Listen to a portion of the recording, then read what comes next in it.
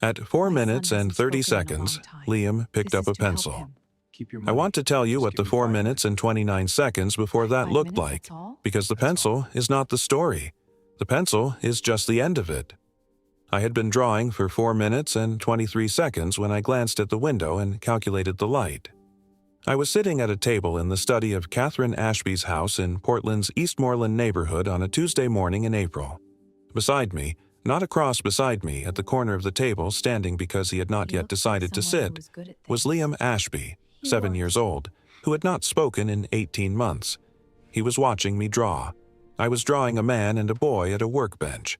The man's How did you hands do were it? working with wood, I didn't the force specific you. gesture of someone making something rather than repairing something, the forward motion of creation rather than the careful motion of correction. The boy was beside him, close enough to be part of what was happening. I was not drawing this for Liam. I was drawing it because I was in a room with paper and a pencil, and this is what I do in rooms with paper and pencils. I was drawing my son, Sam, and myself in the garage on a Saturday afternoon in 2022, 8 months after my wife Sarah died, when Sam had said, almost to himself, his hand moving along a piece of wood, "I miss Mom." And I had said, "I know, me too." And we had gone back to the wood, and it had been enough. At 4 minutes and 30 seconds, Liam pulled out the chair and sat. He picked up a pencil. He drew on the same piece of paper, not a separate sheet, the same paper, in the space beside the man and the boy at the workbench. He drew carefully, with the specific care of a child rendering someone they know from memory, giving the most attention to the details that mattered most to him: the hair, the set of the shoulders, the hands, especially the hands. He drew his father. I looked at the drawing, not at Liam, at the drawing. I said, to the paper, to the air, to the man taking shape in pencil lines on the page. "He looks like someone who was good at things." Liam said, "He was." 2 words. 18 months of silence. 2 words in the full voice of a child who had forgotten for a moment that he had decided not to use it. Outside the closed study door, Katherine Ashby heard her son's voice for the first time in a year and a half. She did not open the door. She sat down on the floor of the hallway and put both hands over her mouth and made no sound at all. The day before, she had offered me $1 million to make her son speak. I had asked for 5 minutes instead. This is what happened in those 5 minutes, and what happened before them that made them possible. I grew up in Eugene, Oregon, 2 hours south of Portland, in a university town where the arts were not a luxury but an infrastructure, where the conviction that making things was a fundamental human activity was part of the atmosphere you grew up breathing. My mother taught art at a Eugene middle school for 31 years. My father was a ceramic artist who sold work at craft fairs and taught workshops at the community center, and who approached the making of things with a seriousness that was not pretension, but conviction. The conviction that the hand's engagement with material was one of the ways people stayed connected to what was real about themselves. I inherited both things: the teaching instinct from my mother and the maker's conviction from my father, and spent 20 years combining them in a public school art room in Portland, where I taught grades 3 through 5 the specific thing my parents had taught me: that making something was not a skill to be acquired, but a way of being present in your own experience. I had a specific reputation in Portland's public school community. Teachers and counselors and school psychologists who had run out of conventional approaches sent children to my art room. Children who would not talk to therapists would sit beside me at the long table and pick up a brush or a pencil and begin, in the way that children begin when they feel that the person beside them is not waiting for them to produce anything in particular. I was not a therapist. I had never been trained as one. I was a man who had spent 20 years sitting beside children who were carrying things, making things myself, not asking them to perform anything, and discovering repeatedly that this was enough, that presence without demand was the thing that reached children that nothing else reached. I met Sarah in 2007. She was a pediatric nurse at OHSU who had the specific quality of someone who dealt in difficult realities all day and came home from them with her capacity for warmth entirely intact, which I understood immediately as a form of profound strength. We married in 2010.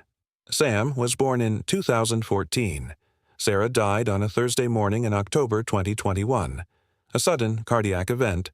36 years old, no warning. Sam was 7. I took 6 weeks from school. Then I came back because Sam needed me, and the art room needed me, and the work of being present for other people's children was, in the first year after Sarah, one of the few things that made the days comprehensible. Sam had retreated into himself after Sarah died. Not mutism, a significant withdrawal that lasted 8 months. He spoke to me, but sparingly. He stopped talking to friends. He sat beside me in the evenings without saying anything, and I sat beside him without saying anything, and neither of us needed the silence to be filled because we were both inside the same thing. I reached him not through technique but through the same approach I used with every child who came into my room carrying something. I was present, consistently, without demand, making things, letting him find his way to whatever he needed to say in whatever time he needed. The garage had been Sarah's domain. She had kept her bicycle there, and her garden tools, and the spare lumber she used for raised beds, and which she had never quite organized into the system she had planned. After she died, I had cleaned it out and set up a workbench and started woodworking, not because I had wanted to, but because the evenings were long and I needed to do something with my hands. Sam had started coming out to the garage. He had started watching. Then he had started helping. Then, one Saturday afternoon, 8 months after Sarah died, he had run his hand along a piece of pine and said, "I miss Mom," to himself, and both of us at once, and I had said, "I know, me too." And we had gone back to the wood. The garage had been where Sam found his way back. He was 10 now, serious and reflective, and with the specific habit of drawing things he wanted to understand, which I had given him and which he had made entirely his own. He had filled 5 notebooks since he was 7.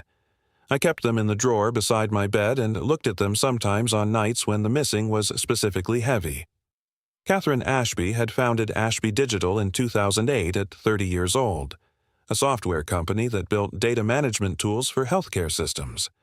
180 employees by 2024. Profitable, stable, 16 years of her complete professional attention.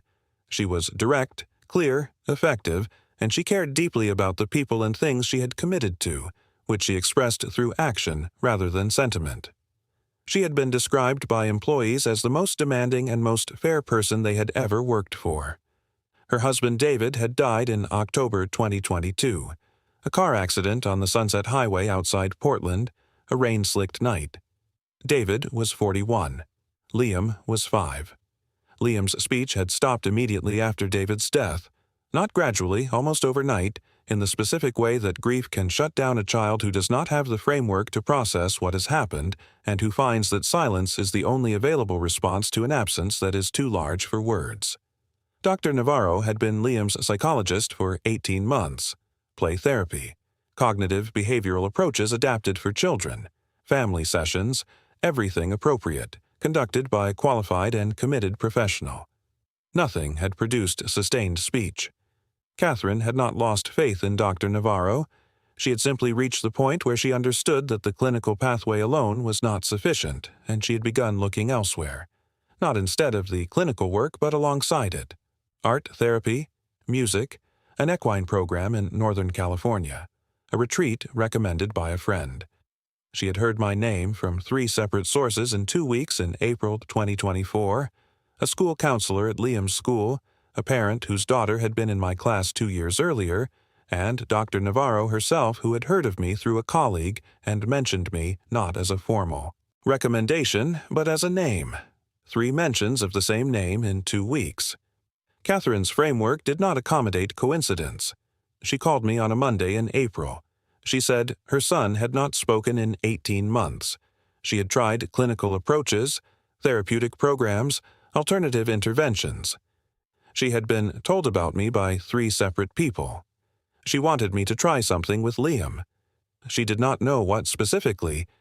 She was not asking me to perform therapy. She understood that was not what I did.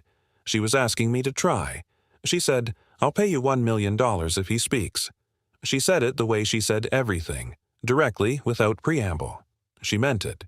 It was not a dramatic statement. It was an offer from a person who had run the calculation and concluded that $1 million was a rational allocation of resources for this outcome. I listened to all of it. Then I said, "I'll come Tuesday. I'd like 5 minutes with him. Just the 2 of us with some art supplies." She said, "And the money?"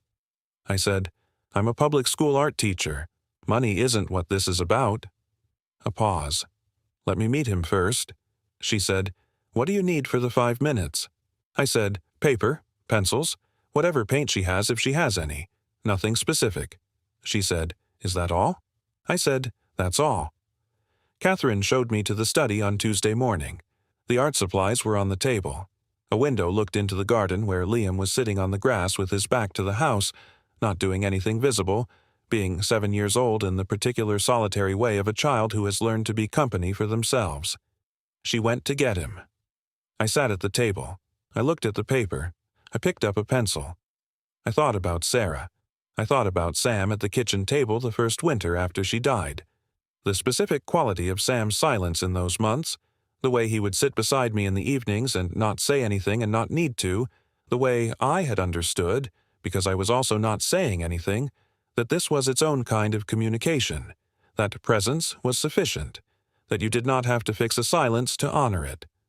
I thought about the garage, about the pine, about, I know, me too. I began to draw. Katherine brought Liam in. He was small for 7, with the compressed quality of a child who has learned to take up less space, who has made himself smaller in response to something too large.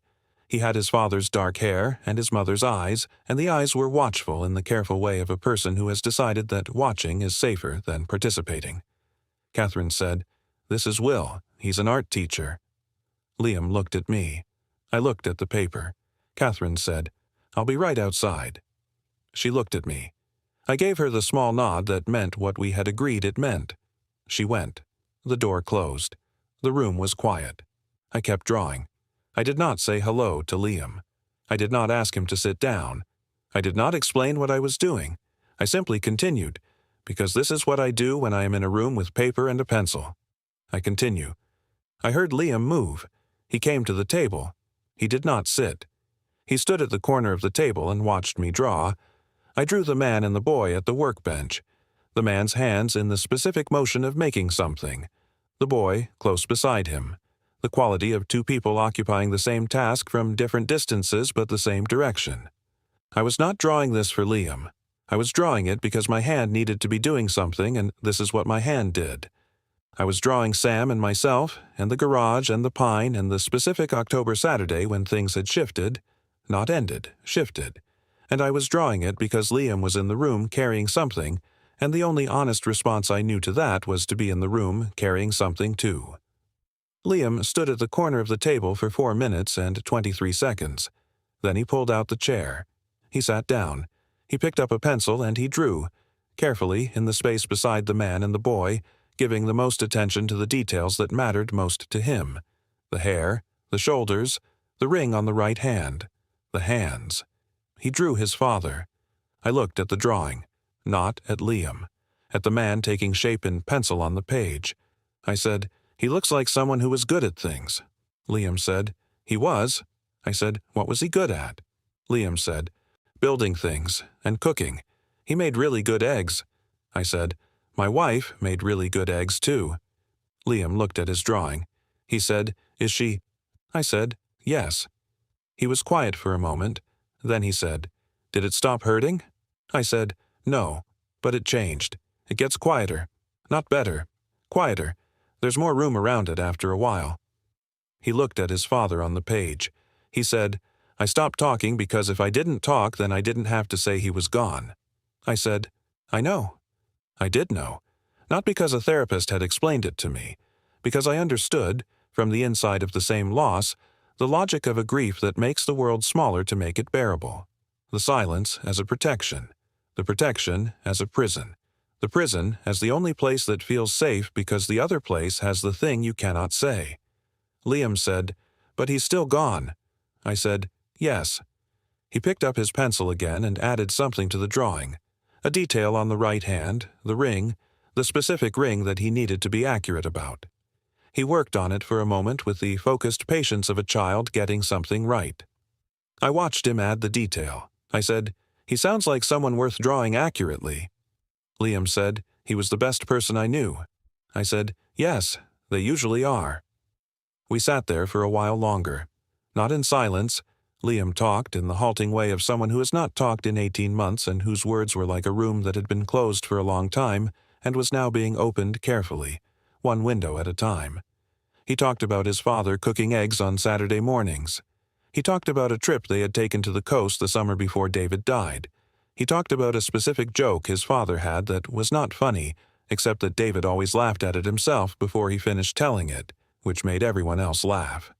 I listened, I drew. I did not treat any of it as clinical data. I treated it as a person telling me about someone they loved. At 12 minutes, I opened the door.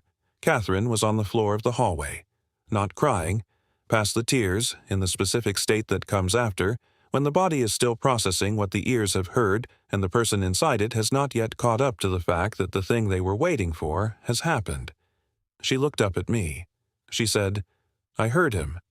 I said, "He has a lot to say. He's been holding it for 18 months. She said, "What did you do?" I said, "I drew a picture." She looked at me. She said, "That's all?" I said, "That's all." She got up from the floor. She stood in the hallway with the expression of a woman who has just understood that the framework she has been operating inside has been the wrong framework. Not failed, wrong. The difference between a method that didn't work and an assumption that was incorrect from the beginning. She said, "I kept trying to reach him, through the silence." I said, "You can't reach through it. You have to be already on the other side." She said, "How were you on the other side?" I looked at the closed door. I lost my wife 3 years ago.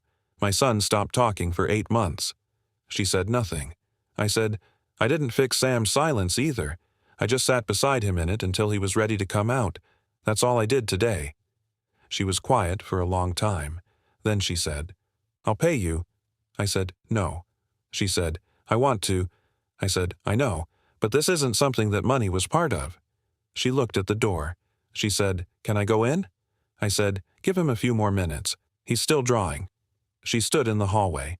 Outside, through the window, the Eastmoreland neighborhood was doing what Portland does in April. The light diffused and gentle. The cherry trees on the street in their brief specific bloom. She said, "The $1 million. I meant it." I said, "I know." She said, "Why only 5 minutes?" I said, "Because 5 was what I needed to find out if I could help. I didn't know if I could. I still don't know if today is the beginning of something or a single moment. That's for Dr. Navarro and for you and for Liam to figure out over time." She said, "But you came." I said, "You called 3 times." She said, "I called once." I said, "You called once out loud. The other 2 times were people saying your son's name to me? That counts." She was quiet. She said, "My husband used to say that coincidences were the universe being direct." I said, "He sounds like someone worth drawing accurately." She looked at me. She understood the reference. She had heard enough through the door. She said, "He was." I drove home at noon. Sam was at school. The house was quiet in the specific way that houses are quiet on weekday afternoons. Not empty, inhabited, but holding its inhabitant in the particular suspension of a weekday when the people who make it a house are elsewhere. I sat at the kitchen table. I looked at my hands. I thought about Liam adding the ring to his father's hand. The specific care of a child making a drawing accurate. Not because anyone required accuracy, because it mattered to him that the drawing held his father the way memory held him, with all the particular true details intact. The ring was true. The ring had to be in the drawing. I thought about what Liam had said. He was the best person I knew. Said with the specific certainty of a child who had not yet learned to be uncertain about such things, who was reporting a fact rather than making a claim. I got up and went to the drawer beside my bed and took out the 5 notebooks of Sam's drawings. I brought them to the kitchen table and went through them slowly. The drawings from the first months after Sarah, dark and compressed, the lines heavy, the figures small on large pages, the houses with single-lit windows. The drawings from the garage period, the lines loosening, the figures growing, Sam at the workbench, his hands learning the wood. The recent drawings, Sam at 10, drawing with the specific confidence of someone who has found a language and is fluent in it now, who draws the world around him with curiosity rather than documentation. The progression was not a recovery. It was not a return to what had been before. It was a development. A child growing into a new relationship with the shape of his life, carrying what was lost and building alongside it at the same time. The loss had not diminished. The building alongside it had grown. I sat at the table until I heard the school bus. Sam came in at 3:15 with his backpack and his library book and the particular quality of a 10-year-old returning from a day of being 10. Slightly tired, slightly hungry, glad to be home. He looked at his father at the kitchen table with the notebooks spread out. He said, "Are those mine?" I said, "Yes." He sat beside me. He looked at the open notebook, one of the early ones from the first winter after Sarah. A drawing of the house in snow with one window lit and two figures visible inside, very small. He said, "I drew a lot of dark stuff." I said, "You were working through dark stuff." He said, "Is that why you were looking at them?" I said, "I went to see a boy today. He stopped talking after his dad died." Sam looked at me. "Did he talk to you?" I said, "Yes." Sam was quiet for a moment. He looked at the small figures in the lit window. He said, "How did you get him to?" I said, "I didn't. I just drew beside him and he found his way to it." Sam said, "Like we used to do in the garage." I said, "Yes." He looked at the drawing for a while. He said, "Do you think he'll be okay?" I said, "I think he has a long way to go, but today was a door opening." Sam said, "That's good." He got up and got an apple from the bowl on the counter and came back and sat beside me and looked at the notebooks without asking questions. The specific, companionable silence of two people who had learned, over 3 years, to be in silence together without it meaning absence. I looked at my son. I looked at the notebooks. I thought about what Liam had said. He was the best person I knew. And what I had said, yes, they usually are. And what was true about that the people who were gone were usually the best people you knew, and the losing of them was proportional to that, and living with the proportional loss was not recovery but continuation, carrying the weight of what was gone alongside the work of what remained. The kitchen was quiet around us.